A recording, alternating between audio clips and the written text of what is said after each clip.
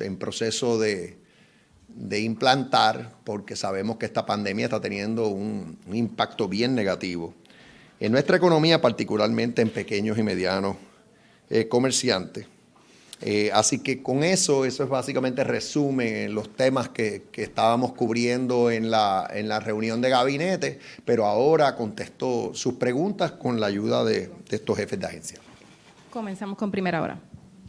Buenos días a todos. Gobernador, su reacción con respecto al estado de emergencia de violencia de género, ya que ayer pues, no se ofreció una conferencia de prensa, me gustaría sus declaraciones en persona y si se contempla algún cambio, ya que han habido varias críticas de diversos sectores, y si se contempla que este estado de emergencia incluya a las mujeres transgénero. Sí, bueno, mi impresión es que la orden ejecutiva ha sido bien recibida por la inmensa mayoría de los sectores que tienen interés en este tema. Eso lo digo a base de los propios reportajes que he visto en los medios y la información que me brinda la Secretaría de la Familia. Esta orden es mucho más abarcadora que la orden anterior. Atiende la gran mayoría de los reclamos que este servidor ha recibido de organizaciones que atienden el problema de la violencia de género de día a día, así como organizaciones que protegen a las víctimas de violencia de género de día a día. Obviamente hay un detalle que ahora está pendiente.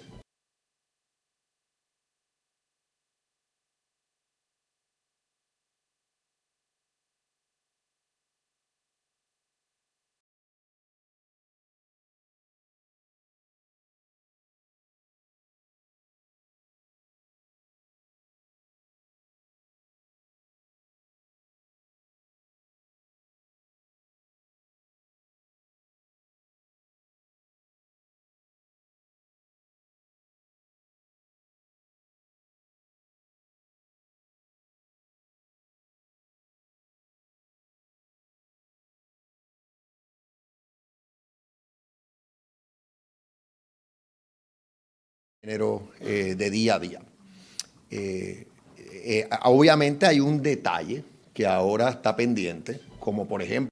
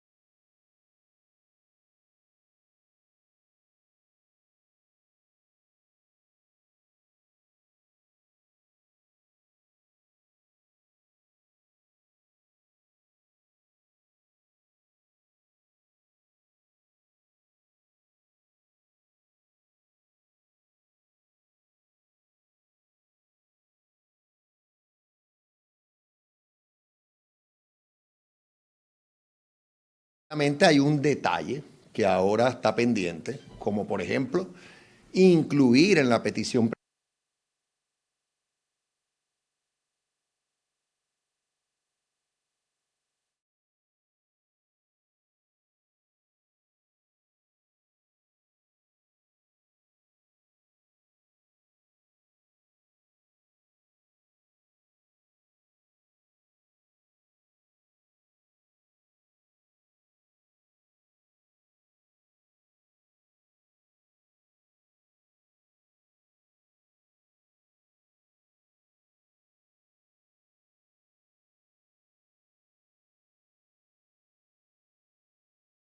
incluir en la petición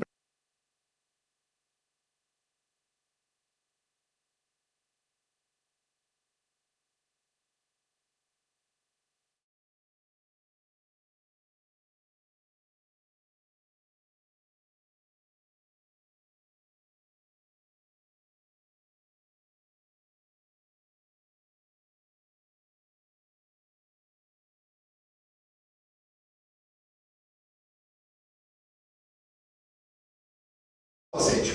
Velando está segura. Entonces, hablan, sí, por eso es que habla de violencia de género.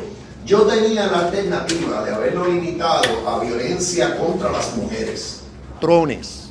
Y aunque se acabe el machismo, la mayor parte de los casos estamos hablando que se acaben los crímenes.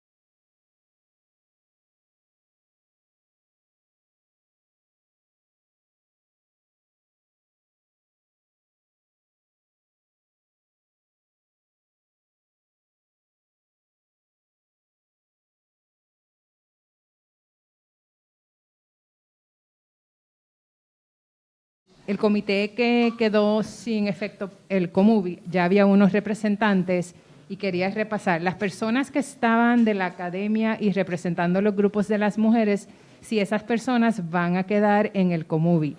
Dos, ajá. Esto es un nuevo comité. Okay. O sea que aquí ahora estamos en el proceso de reclutamiento, incluyendo los que van a estar representando las agencias. Y el oficial de cumplimiento, que también yo estoy ahora en el proceso de reclutar a esa persona, que es importante, porque no solo queremos representantes en todas las agencias, sino queremos que desde la propia fortaleza se vele por el cumplimiento de esta orden ejecutiva. Ok, le quería preguntar, porque, y disculpe si tengo todavía dudas, es que la orden se colgó hace poco y la estaba leyendo rápidamente. Se habla de 3 representantes de los grupos de mujeres, pero la última palabra la tendría el gobernador y la tendría la secretaria de la familia. Mi pregunta directa, ¿va a haber representación de los grupos de mujeres que pidieron el estado de emergencia como la colectiva feminista y otras organizaciones? La orden establece que deben solicitar las que quieran participar y se pone el acceso, se les da el acceso en la página correspondiente del Internet. Obviamente son 3 posiciones, hay más organizaciones que 3. En la pasada orden solamente había una sola entidad representada. En esta lo amplía a 3. Y esta fue una de las solicitudes que yo atendí. Sí, en la pasada orden se escogió una persona que se llama María Judith Oquendo, que particularmente es más una dama cívica que una persona que representa grupos de mujeres. De ahí viene la pregunta. Y lo otro es, ya la Junta de Control Fiscal tiene ante su consideración una petición de $772,000 precisamente para cubrir el costo de la orden ejecutiva. Esa petición la hizo la Oficina de la Procuradora de las Mujeres. 1, quería saber qué pasó con ese dinero. 2, y si en esta orden, de alguna manera, la Oficina de la Procuradora de las Mujeres queda en un segundo lugar y si esa oficina está bajo revisión del gobierno, porque no parece tener como que gran injerencia en la orden ejecutiva. La Oficina de la Procuradora de la Mujer está representada en el Comité PARE. La función de la Oficina de la Procuradora de la Mujer es diferente, o sea, es circunscrita a la mujer. Es una entidad que no es parte de la rama ejecutiva, es parte de la rama legislativa.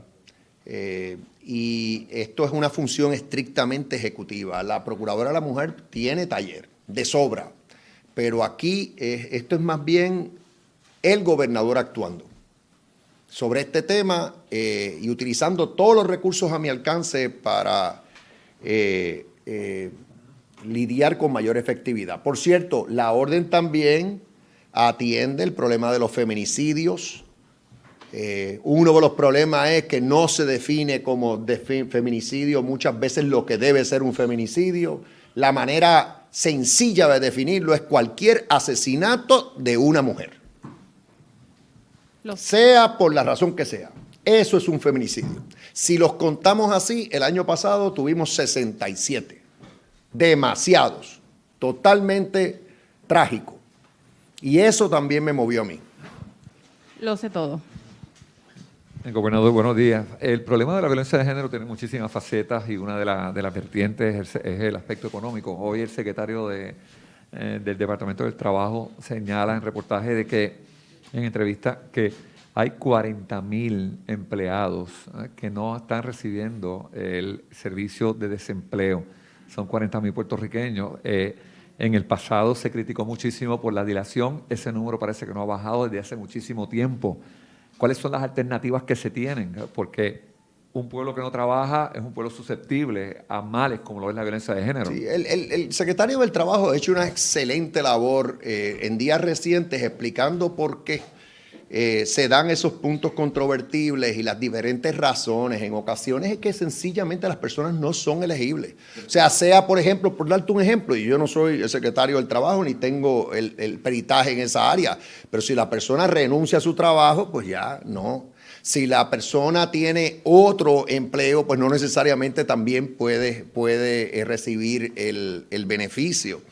Y yo sé que el secretario y todo su equipo de trabajo está en la mejor actitud de que todo el que sea elegible reciba el beneficio. Y que también está comprometido a mejorar la plataforma tecnológica que utiliza el departamento para que sea más fácil y para que la gente pues no se desilusione o se frustre cuando está solicitando el beneficio. O sea que, pero yo tengo que decir que el desempeño del secretario actual ha sido excelente. Continuamos por acá. El otro aspecto es rápido. En el pasado, cada vez que había asesinatos o que hay una multiplicidad de asesinatos, lo hemos escuchado en más de una ocasión por parte de la Policía de Puerto Rico, que indica que no podemos estar cada vez que alguien vaya a agredir a una persona, que vaya a cometer un tipo de asesinato. Esas son explicaciones y contestaciones que ha dado la Policía de Puerto Rico. Con esta orden ejecutiva, ¿cómo es que se va a entratar para que este tipo de situación, más allá de una mera orden ejecutiva con una aplicación, no ocurran los feminicidios? Bueno, es que esto atiende esta problemática en todas las diferentes vertientes. Por ejemplo, va a haber hasta campaña publicitaria para educar al pueblo en general. Vamos a tener adiestramientos. Perdón, que no había dicho que la secretaria de Educación está aquí con nosotros. Bienvenida. Capacitación a nivel de todas las agencias, incluyendo en las propias agencias de ley y orden. Perdón. Corresponsabilidad de la ciudadanía, ¿no? Esto lo estamos atendiendo por todas las vertientes, no meramente como una cuestión de procesamiento criminal. Estamos también desde el punto de vista de prevención, desde el punto de vista de conducta humana, cambiar malas costumbres, pero la palabra tiene que ser peor que eso, prejuicios. Aquí hay falta de educación.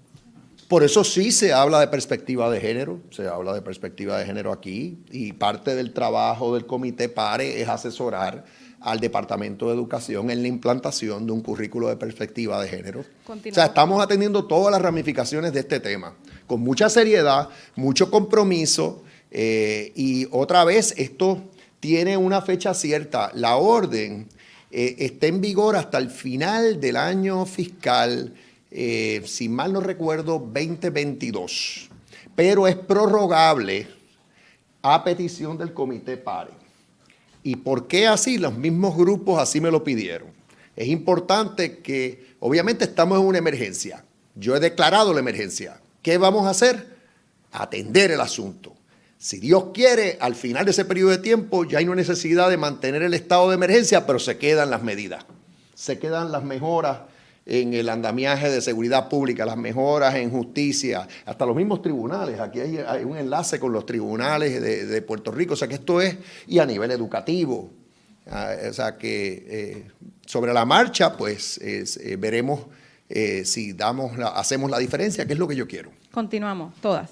Sí, quisiera que me aclare, señor gobernador, cómo sería el desarrollo del currículo con perspectiva de género y si van a considerar pasados trabajos de, por ejemplo, el exsecretario de Educación, Rafael Román, que trabajó el tema en la administración de García Padilla. Ese tema está en manos del Departamento de Educación. El Comité PARE va a asesorar, una de las funciones que tiene el Comité PARE es asesorar al Departamento de Educación.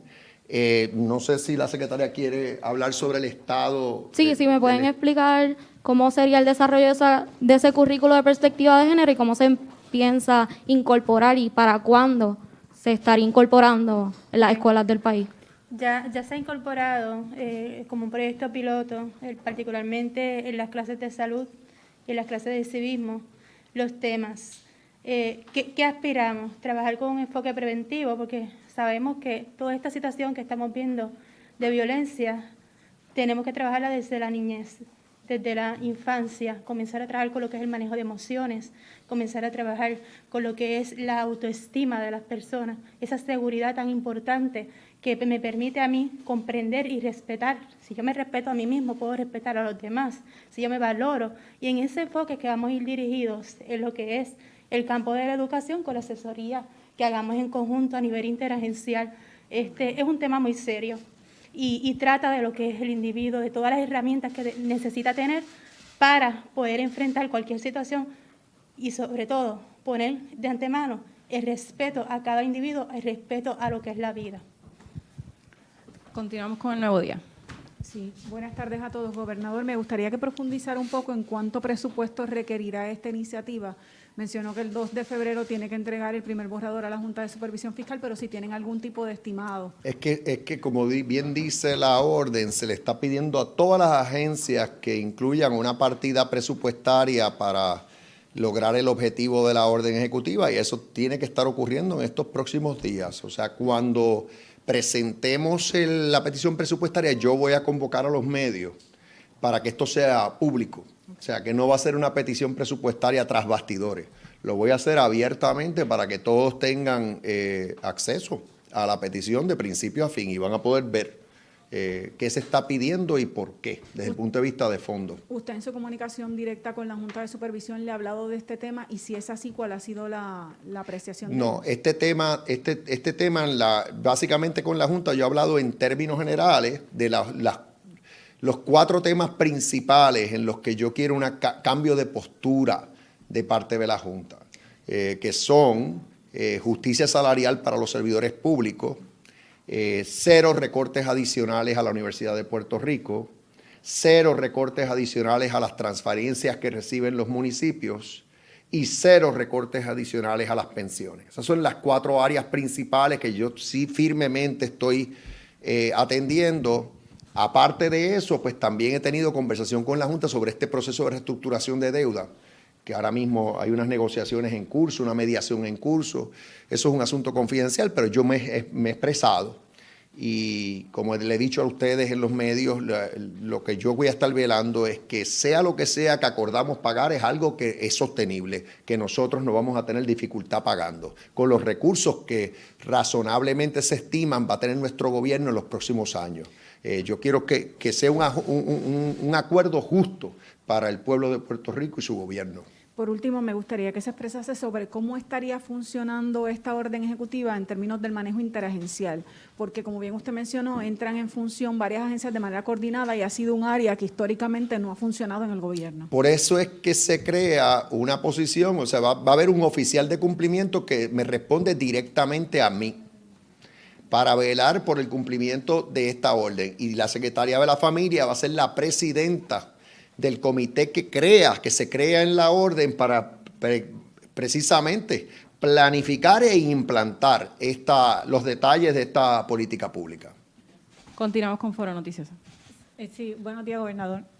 Como no he tenido oportunidad de leer la orden ejecutiva porque bajo más tarde, yo le pregunto y me aclara si menciona algo sobre las personas que tienen ley de protección, porque, por ejemplo, Sí. los municipios, por ejemplo, Carolina, Sí. tiene una orden de que cuando una persona en su municipio tiene una orden de protección, de que la policía municipal esté dando rondas en ese lugar, porque aún así, pues ya usted sabe lo que sucede. O sea, a esos efectos, ¿hay algún cambio? Eso es lo que queremos ver. Eso precisamente es lo que queremos ver a nivel de todo Puerto Rico. Y la orden tiene lenguaje a ese efecto, de que el comité PARE va a trabajar estrechamente con tanto el Departamento de Seguridad Pública, la Policía de Puerto Rico, el Departamento de Justicia, para velar porque se le dé el monitoreo requerido o debido a todas las víctimas de violencia, particularmente las que tienen órdenes de protección. Sí. Continuamos por allá con Noticentro. Saludos, buenos días. Saludos a todos, gracias. Sobre el tema de la perspectiva de género, escuchábamos a la secretaria que hablaba un poco en la línea de la autoestima y todo lo demás, pero eso no es necesariamente perspectiva de género. Quisiera que puntualizaran si efectivamente va a haber educación con perspectiva de género en las escuelas, si va a ser por orden ejecutiva o cómo prevén que se va a estructurar.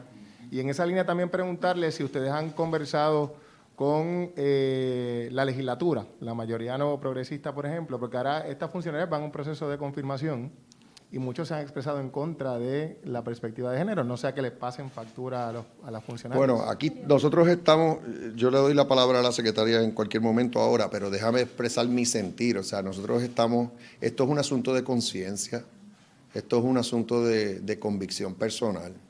Y yo creo que en el proceso de confirmación, pues mi parecer es que se deben enfocar en los méritos de los candidatos y las candidatas a los puestos de dirección en el gobierno, pero asimismo también deben respetar cuando las personas expresan sus convicciones y sus creencias y merecen respeto. Volvemos, tenemos que aspirar a una sociedad diversa, una sociedad en la que nos respetamos unos a otros, incluyendo cuando no necesariamente compartimos los mismos criterios.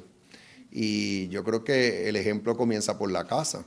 En ese proceso de confirmación debería reinar ese tipo de respeto. Somos todos seres humanos. Nuestra Constitución protege la dignidad de cada ser humano. Y yo creo que en el siglo XXI eso incluye la identidad de género. Eso incluye la orientación sexual. Eso incluye, como cada cual se siente y sus creencias particulares, y debemos respetarnos. No necesariamente vamos a estar todos de acuerdo. Entonces, ya el detalle del currículo, yo sé que por ley ya hay un proyecto piloto en el departamento y yo voy a cerciorarme de que eso sea unas escuelas coeducativas, y yo me voy a cerciorar de que eso se esté cumpliendo. Por otro lado, el departamento puede en cualquier momento, por vía de carta circular, expresarse sobre este tema, y yo en cualquier momento, no lo descarto, puedo emitir una orden ejecutiva particularmente para atender ese tema. En el momento no lo estoy haciendo porque está en manos de la secretaria y del Departamento de Educación, pero si lo tuviera que hacer, lo hago. Una carta para ordenar un currículo con perspectiva de género. Exacto. Como eso se discutió, por lo menos cuando yo estaba aspirando, como yo lo planteé, es que es importante sí que se proponga el currículo, que se discuta, que los maestros, toda la comunidad escolar se pueda expresar, y entonces en su momento se aplica. Y esto se puede aplicar a nivel regional. El departamento tiene 7 regiones, si mal no recuerdo, correcto, y cada región puede tener su propio currículo, pero el detalle yo lo voy a dejar en manos de la secretaria y de su equipo de trabajo. Telemundo. Quería establecer que vamos trabajando de forma integrada y en las clases de salud y civismo se están trabajando lo que es perspectiva de género, como se estableció, de forma integrada, porque no podemos separar lo que es el tema de equidad, definición de roles, con lo que es la seguridad que pueda tener esa persona y poder entonces comprender que tiene que dar los espacios para la equidad, que tiene que dar los espacios para que la persona pueda asumir un rol independientemente sea hombre o sea mujer. De eso es que estamos, en esa manera es que se está trabajando ese proyecto piloto, y todo este enfoque nos va a ayudar a erradicar lo que es la violencia. Por eso es tan importante poder ir ampliando y fortaleciendo este proyecto piloto que se está dando para entonces ver unos resultados a nivel social. Okay. Vamos ahora con Telemundo, vamos a ir limitando ya las preguntas para el gobernador porque se tiene que ir, así que... Gobernador, buenos días a todos. Tengo dudas sobre la métrica de eficacia y de éxito de la orden ejecutiva, porque como surge por motivo de una serie de feminicidios, podría quizá cometerse el error de pensar que si se reducen o si se eliminan los feminicidios se terminó el problema, ¿no? Y quisiera saber cómo se va, a su juicio, cómo se debería determinar, mira, esto está funcionando, qué parámetros, ¿verdad?, generales, aunque después la secretaria pueda especificar más tarde, qué parámetros generales deben darse para poder reclamar que en efecto esta orden hizo una diferencia en un problema que usted admite es histórico y que no será de una solución inmediata, ¿no? Bueno, una de las quejas de los grupos de interés es que las estadísticas no son confiables y que tenemos que modificar la manera en que recopilamos estadísticas en esta área. Por otro lado, los mismos grupos reconocen que ahora estamos en un estado de emergencia, pero si rinden resultado todas estas iniciativas que plasma la orden ejecutiva, pues posiblemente ya no estaremos en un estado de emergencia, pero no quedan sin efecto las medidas, porque como yo voy a medir esto es precisamente que baje este tipo de criminalidad sustancialmente. Entonces, pero eso no significa que entonces dejas de hacer lo que has estado haciendo, dándoles el apoyo, monitoreando los casos, porque es precisamente a base de esas medidas que esto va a dar resultados, ¿o no? O sea, que no es como que esto tiene fecha de expiración, las medidas no, las medidas están aquí para quedarse, a menos que no funcionen, pero si vemos que están funcionando, las medidas están para quedarse. En general a este tipo de casos, violencia de género. Esto atiende a la violencia de género en todas sus ramificaciones, pero tengo que admitir que lo que me movió en mayor instancia fueron los feminicidios, fue la violencia contra la mujer, pero no quise ser exclusivo, quise atender toda la problemática de violencia de género. Sí, esa es la meta. Vocero. Sí, saludo, gobernador. Sí. Quería saber, ¿verdad?, en el marco de la orden, qué van a hacer para que en la policía, lo que estaba hablando usted de las estadísticas, incluso cuando se informa de asesinatos de personas trans, no se informa correctamente el género, por ejemplo, esos asesinatos hay muchos que no han sido resueltos, ¿verdad?, no se han investigado, y quisiera saber qué ordena usted para resolver ese problema. Y quería saber también, de paso, cuándo podemos esperar una nueva orden sobre el COVID, si es que va a haber alguna. Sí, el comité está una de las áreas de trabajo es precisamente velar porque las estadísticas sean fidedignas. Yo a propósito les dije ahorita que mi definición de feminicidio es el asesinato de una mujer. ¿Okay? ¿Y por qué es importante definirlo así? Porque y que cada vez que haya un asesinato de una mujer fallezca una mujer y se esté investigando el asunto desde el punto de vista penal, se reporte, porque puede ocurrir, y me trajeron este caso en los grupos cuando se reunieron conmigo, puede ocurrir que muere una mujer, pero la prueba forense no refleja, muere y aparenta ser un suicidio, pero al paso del tiempo, cuando terminan de hacer los estudios forenses, se dan cuenta de que esta mujer, que estaba casada con un anestesiólogo, recibió una dosis letal de anestesia. Y entonces, lo cual entonces causó que entonces tuvieran que pues bajo la definición clásica decir, esto es un feminicidio. Pero desde el principio lo debió haber sido. Sí, disculpe, gobernador, esa no es la pregunta. La pregunta es sobre las estadísticas y la información que está ofreciendo la policía en el asesinato de personas trans que no identifican por eso. Bueno, si es por eso pues todo esto lo vamos a estar revisando. ¿De qué manera específicamente se va a instruir a la policía, verdad? ¿Y qué cambio va a hacer la policía para atender esto y la investigación de estos asesinatos que no se han producido? Lo que pasa es que eso también, honestamente, recuerda que al estar todas las organizaciones representadas, la academia, que también nos provee mucha información, especialmente para las estadísticas, cómo llevarlas, cuáles son las herramientas y sobre todo el análisis. Y las agencias de gobierno, incluyendo también, pues vamos a trabajar también con las dependencias municipales. Eso ya no tan solo nos provee unas recomendaciones específicas, sino que especificamos, o sea, que sabemos cuál es el plan de acción. Si uno de los puntos de insumo de las, por ejemplo, organizaciones y de las otras agencias es el manejo tanto de policía como del Departamento de Justicia en el trámite de esos casos, vamos a empezar obviamente a identificar esas necesidades y esa es la capacitación. Una de las primeras iniciativas que se van a comenzar casi inmediatamente, te diría, es la coordinación de capacitación de los agentes de orden público, pero también del personal y de los servidores públicos de las agencias que brindan servicios relacionados. Con eso también es sumamente importante que estamos trabajando con las organizaciones sin fines de lucro y el tercer sector, porque ellos también nos dan la información sobre qué son los talleres de adiestramiento sobre qué es la capacitación que se necesita. Aparte, cómo desarrollar esa sensibilidad, esa empatía y ese sentido de inclusión, no tan solo en las agencias, sino en la comunidad. Y son estas personas quienes también nos van a estar colaborando, proveyendo esas capacitaciones y talleres. El Instituto de Estadísticas también Se va a estar está uniendo. incluido como parte Como agencia. del equipo, en el Comité PARE, precisamente para velar si hay que hacer revisiones en la manera que se recopilan las estadísticas, pues vamos a tener el peritaje del Instituto de Estadísticas. Gobernador, ya tiene la orden del COVID, entonces. ¿Cómo? Bueno, es que ¿cuál es la fecha exacta en que expira la orden actual? Sí, es 7. Sí, es un mes. Mi intención hasta el momento se mantiene esa orden como está. Yo no estoy ahora mismo vislumbrando un cambio en esa orden en los próximos días.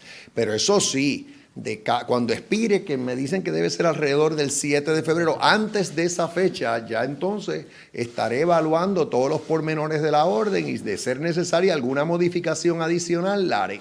Vamos a la última preguntita rápida de Metro, porque ya el gobernador se tiene que ir. Sí, gobernador, le quería preguntar ¿para cuándo es que ya usted espera haber nombrado al oficial de cumplimiento? Y verdad, como usted bien mencionaba, el estado de emergencia había sido una promesa suya de campaña, ¿no? ¿Qué exactamente se estuvo haciendo en las pasadas 3 semanas, ¿no? ¿Con quién dialogó la orden Bueno, que con los finalmente grupos, emitió? básicamente los grupos de interés aquí, tanto, ¿sabes?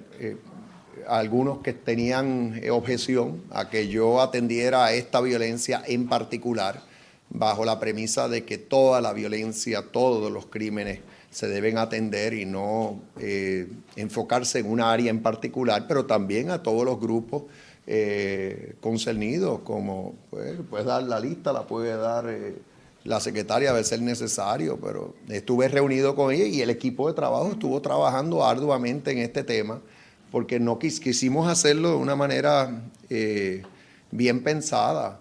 Yo pienso que aunque toda la criminalidad es mala, es negativa y la tenemos que combatir, hay momentos en los que tú le tienes que dar atención particular a un tipo de delito. Y yo creo que llegó el momento de darle atención particular a la violencia de género. Y por eso es que estoy enfocado en ese tema en particular por vía de esta orden ejecutiva. Lo antes posible. O sea, lo importante es que sea alguien que tenga el respeto, que conozca del tema y que lo respeten o la respeten en esta área, para que tenga credibilidad, Vamos a excusar al gobernador. Perdón. No, yo no he comenzado a entrevistar todavía. No he entrevistado a nadie, pero sí he expresado lo que acabo de decirte. Gobernador, sí. Sobre los temas recientes de la vacunación, los contratiempos que ha habido. Luis, es que sí, pero fíjate, qué bueno, esta vez déjame hacerlo, porque es bueno, porque realmente yo lo que veo, últimamente he visto desinformación.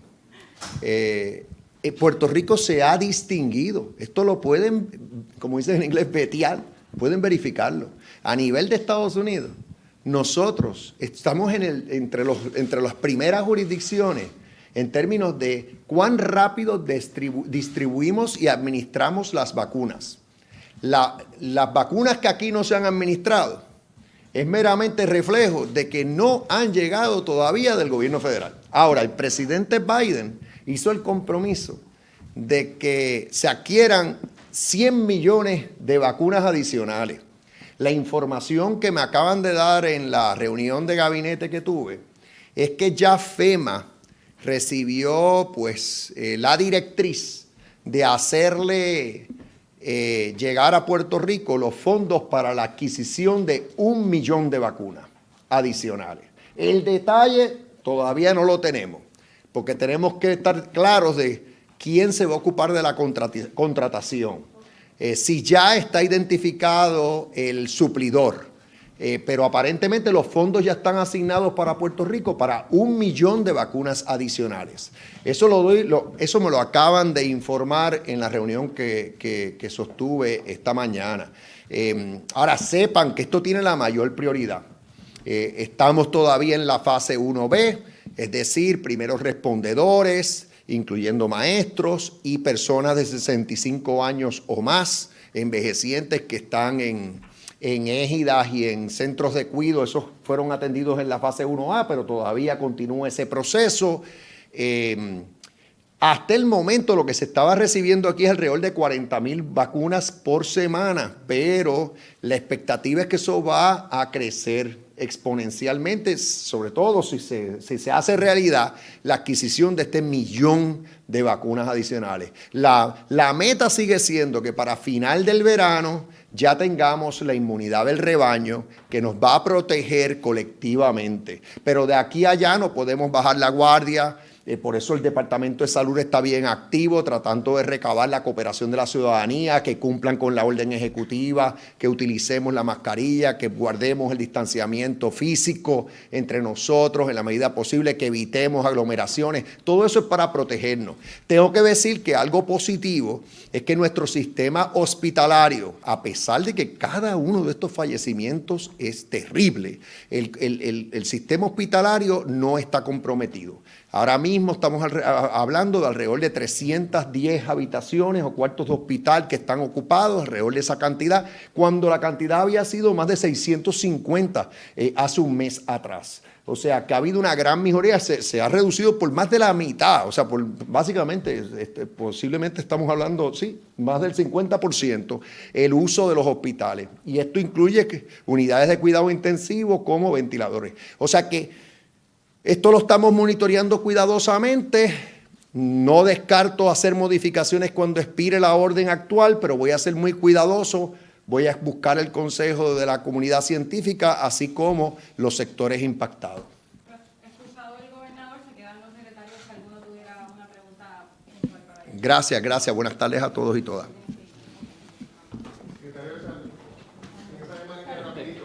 A ver si usted nos ayudaba. Es que no estoy claro sobre la cantidad de vacunas que ha llegado y la cantidad que se ha administrado. Se planteó que se habían administrado unas 225,000 aproximadamente, pero también había una cifra de que habían llegado 350,000. Y si esas cifras son ciertas, hay como un desfase entre las que han llegado y las que se han administrado. No sé si es correcto, por eso le pregunto. Se han recibido 352,050. Se han distribuido 321,965. ¿Ok? Siempre va a haber una diferencia porque recuerda que recibimos segundas dosis y también tenemos otras dosis que la Guardia Nacional utiliza en los centros para administrar vacunas. ¿Okay? Esas que no se han administrado es para la segunda dosis. Es correcto. Digo, segundas dosis y acuérdate que están llegando porque ellos siguen todavía administrando a los primeros respondedores, a los maestros. O sea que ese es el gap que existe. Otra pregunta tiene que ver con el tema de la tasa de positividad. O sea que es uno de los asuntos que la expectativa de que las clases van a empezar en marzo, ¿verdad? El plan inicial. Varios epidemiólogos, por ejemplo, prácticamente han dicho, sí, está chévere que vacunemos, pero si la tasa de positividad sigue cerca del 10, no es recomendable retomar clases presenciales. ¿Cuál es su reacción ante esta advertencia de que la tasa todavía es muy alta? ¿Verdad? Por la parte del Departamento de Salud, nosotros siempre hemos sido claros que obviamente las clases comienzan de diferentes formas, ¿verdad? Puede haber un 50% en la clase, puede haber un 30%, de acuerdo a cómo estemos en la tasa de positividad en ese momento, y ciertamente un factor que estamos viendo es la vacunación de los empleados docentes y no docentes. O sea que son muchos factores que se tienen que ver de cara a que si se puede abrir la escuela en esa fecha o no, pues eso lo vamos a ir viendo poco a poco en ese momento. Si es viable abrir, si en marzo la tasa de positividad es de 10. Ahí lo que tendríamos que evaluar cuándo va a estar la tasa de positividad en ese momento. Obviamente nosotros estamos desplegando pruebas por todo el departamento, por todos los lugares que existan, vamos a tener la cantidad de pruebas. Bueno, es que dependerá, o sea, depende de cuánto vayamos a abrir, si vamos a abrir 50%, 30%, eso se va a ver. Obviamente la tasa de positividad, pues mientras más baja sea, mejor. Ahora mismo pues tenemos una tasa de positividad elevada, que no va a tono con la cantidad de pacientes que tenemos en los hospitales, que esa es otra de las métricas que tenemos que utilizar. Se tendría que ver en efecto exacto cómo se podría ver en ese momento, si va a ser presencial, si va a ser un 30%, si va a ser un 50% y todas las protecciones que haya. Pasamos con Jim. Secretario, ¿podría repetir las cifras, por favor, de las vacunas ingresadas y hechas, por favor? Han llegado a Puerto Rico 352,050, distribuidas 321,965 vacunas. ¿Okay? Pasamos con Metro. Sí, secretario, quisiera saber, ¿no?, si hay algún plan definido, ¿no?, para mejorar lo que es la organización desde la distribución de vacunas, porque sabemos, por ejemplo, que en la región central pues no ha habido el mismo acceso a la vacuna y particularmente, ¿no?, en momentos que se pretende ampliar la población a la que estaría recibiendo la vacuna. Nosotros tenemos centros en todos los lugares de la isla, ¿verdad? En toda la región central, incluso tenemos acuerdos con hay muchos de los fondos 330. Y ellos tienen vacunas. Ciertamente la cantidad de vacunas distribuidas en esos lugares es mínima. ¿Por qué? Porque tenemos 41.450 vacunas semanales. No obstante, nosotros estamos haciendo tanto acuerdos con la Guardia Nacional, que va a comenzar a vacunar los centros de envejecientes que teníamos, que no estaban dentro del contrato de los Long Term Facility, que son 176 centros, si no me equivoco. Lo otro sería entonces también, nosotros estamos haciendo, obviamente el Colegio de Médicos está vacunando los pacientes que están encamados, que están casa por casa, y ya van por 550 más o menos. Lo otro sería también los acuerdos que tenemos con Voces, ¿verdad? Que ustedes vieron que este fin de semana vacunaron una gran cantidad de pacientes. Eso lo vamos a replicar por los lugares donde hay falta de acceso, que muy bien pudiera ser los mismos centros de la isla, ¿verdad? Porque sabemos que existen pueblos que a lo mejor tienen centro de vacunación, pues mira, una distancia que es bastante complicada y más para un paciente mayor de 65 años. También estamos vislumbrando hacerlo en los lugares donde ocurrió el terremoto, porque sabemos que las necesidades ahí son bien grandes y personalmente yo tuve la oportunidad de trabajar en esos centros y vi la necesidad que hay de pacientes adultos.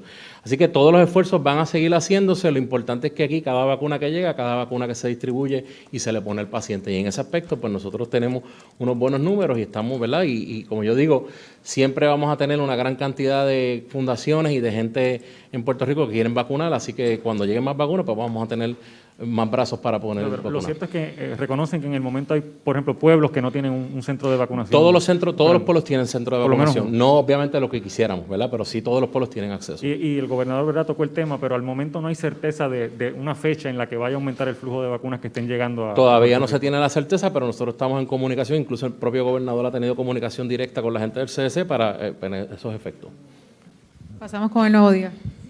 Quisiera que aclarara, secretario, el gobernador dijo hace un instante que FEMA aprobó para 1 millón de vacunas adicionales. ¿De cuánto dinero estamos hablando y cuál es la expectativa de cuándo se estarían administrando esas vacunas? Aprobaron 180 y pico de millones de dólares. No, el número puntual no lo tengo y discúlpenme.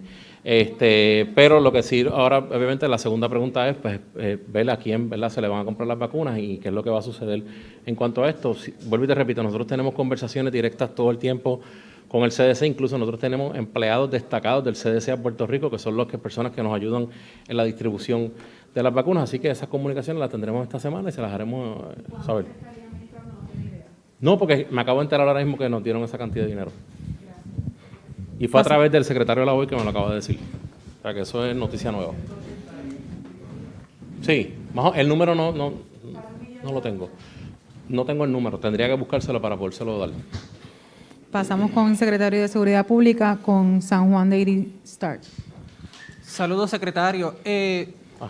Yo sé que posiblemente ya responderé la pregunta sobre cómo van a estar contemplando atender el asunto de las personas trans ante este estado de emergencia, pero ¿va a haber en el caso de su departamento alguna reforma en la que, pues, por ejemplo, pues se pueda tener, las personas trans puedan tener acceso a estos servicios sin tener que sufrir por misgendering, porque no respetan su identidad de género, o hasta el extremo en que un momento dado, pues una de las mujeres trans asesinadas en el 2020 fue Penélope Díaz Ramírez, que terminó asesinada en un centro correccional de hombres. ¿Qué estará haciendo el Departamento de Seguridad Pública para evitar a que se le falte respeto a la identidad de género de esta comunidad? Bueno, mira, te agradezco, ¿verdad?, la pregunta, y te puedo adelantar que nosotros estamos evaluando, y de hecho tengo una reunión hoy con el comisionado Antonio López para ver cómo vamos a delinear los planes de trabajo una vez se ha declarado el estado de emergencia, pero te tengo que adelantar que todo ciudadano va a tener el mismo respeto y los mismos servicios del Departamento de Seguridad Pública, y eso se incluye cada una de sus agencias. Eso es lo primordial. ¿Se va a estar cambiando de alguna forma la manera en que se realizan los informes, ¿verdad?, que presenta la policía, en la que a veces pues se dejan llevar por el aspecto biológico de la víctima, y que por supuesto sabemos que lo biológico no es lo mismo que la identidad de género, y que pudiera ser, ¿verdad?, más neutral para poder no atropellar nuevamente la dignidad de este ser humano por su identidad de género? Mira, yo estoy en el proceso de evaluar todo el departamento y yo sí te puedo adelantar que a nadie se va a atropellar. Vamos a estar evaluándolo todo se va a poner en la mesa y vamos a hacer ¿verdad?, los cambios y tomar las acciones pertinentes. Pasamos con Charlian, informe 79. Sí, secretario, buenas tardes. Para usted la pregunta, se habla de capacitación a los agentes del orden público, de hacer más esfuerzos para darle seguimiento a lo que son las órdenes de protección, pero no se habla de si se van a reclutar más agentes del orden público, sí se ha mencionado que se van a llegar más fondos, pero sabemos que la falta de policías ha sido uno de los principales escollos. Bueno, estamos claros que no solo en la policía, sino también en bomberos y los paramédicos, estamos en el proceso de identificar los fondos y ver de qué manera podemos entrar en una etapa de reclutamiento. Hasta te adelanto, pensando también quizás de manera cual podamos traer, y lo ha mencionado el gobernador como parte de su plataforma y política pública, de traer policías retirados con algún mecanismo que no se les afecte a ellos, ¿verdad?, sus beneficios actuales. Pero estamos en el proceso de evaluación y sabemos, ¿verdad?, que necesitamos reclutar. La próxima academia, sabemos que también la Junta de Supervisión Fiscal ha sido uno de los fuertes opositores para que la policía tenga más fondos. Mira, realmente, si te pongo fecha, te mentiría. Estoy en ese proceso de evaluación. Obviamente, para mí es una prioridad el poder comenzar el reclutamiento. Está en la agenda de lo más pronto posible comenzar el reclutamiento. Pasamos con Celia, Foro Noticioso. Secretario, ¿cuántos policías en estos momentos están en aislamiento por COVID y cuántos están, porque hay unos que están en cuarentena y unos que están con COVID en el momento? ¿Cuántos son? No tengo el número exacto. Sé que hubo el 6 de San Juan, si no me equivoco, se mandó el personal en cuarentena en lo que hubo un positivo. No tengo el número exacto. ¿Y hay cuarteles cerrados todavía? No. No. Pasamos con la secretaria de la familia, todas, Adriana. Sí, secretaria, una pregunta. ¿Tiene contemplado en el plan mensualmente distribuir datos estadísticos para también ayudar, como por ejemplo han hecho en el Departamento de Salud, que eso ha ayudado mucho a visualizar esos datos y esas estadísticas para manejar el COVID? Se entiende que después que esté ya compuesto el plan, que inclusive incluye a la academia y está el Instituto de Estadística, sí en ese informe de los primeros 45 días, si allá más tengamos la manera y las herramientas para empezar a tener las estadísticas y el análisis. Así que sí se contempla que en el informe de reunión de cada 30 días, como van a estar en calendario, sí, se van a empezar a proveer.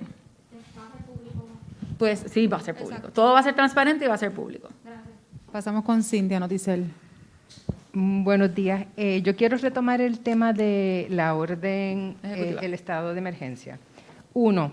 La orden ejecutiva pasada exigía que a los maestros y a las maestras le dieran adiestramiento antes del 31 de diciembre. Quiero saber si eso se completó. Caramba, esa información. En términos del tema de violencia de género, sí, sí, la orden ejecutiva pasada establecía como uno de los criterios específicos. 30.000 empleados se han adiestrado. Al 31 de diciembre eran los maestros y maestras. Al 31, según la data que nos proveyeron. Ok, quiero seguir con el tema.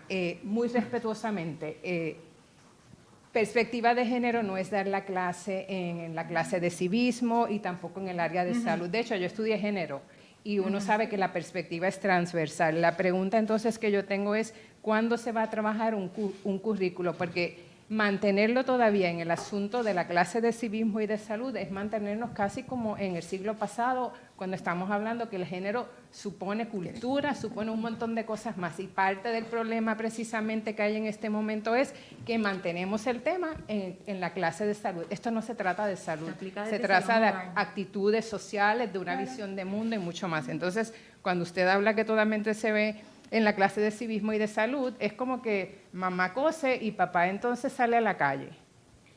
Y un poco quería entender. Trabajando de que no. Perdona. Adelante. Nosotros, ¿verdad? Parte de nuestra prioridad por diferentes aspectos es hacer una actualización y una revisión curricular. Es meritorio. Y lo pusimos como parte del plan de nosotros de 100 días, comenzar en esa revisión en todos los ámbitos para estar a la vanguardia y trabajar entonces con un enfoque distinto y tener mejores resultados en términos de lo que se estaba trabajando a nivel de salud y civismo. Pues ese es el proyecto piloto que ya estaba establecido. No obstante, nosotros vamos a ampliar y vamos a trazar política pública que responda a todas las comunidades, incluyendo, ¿verdad?, la orientación a las familias, brindándoles apoyo con todos los recursos que tengamos para poder tener entonces ese cambio significativo que nosotros queremos como país y como sociedad.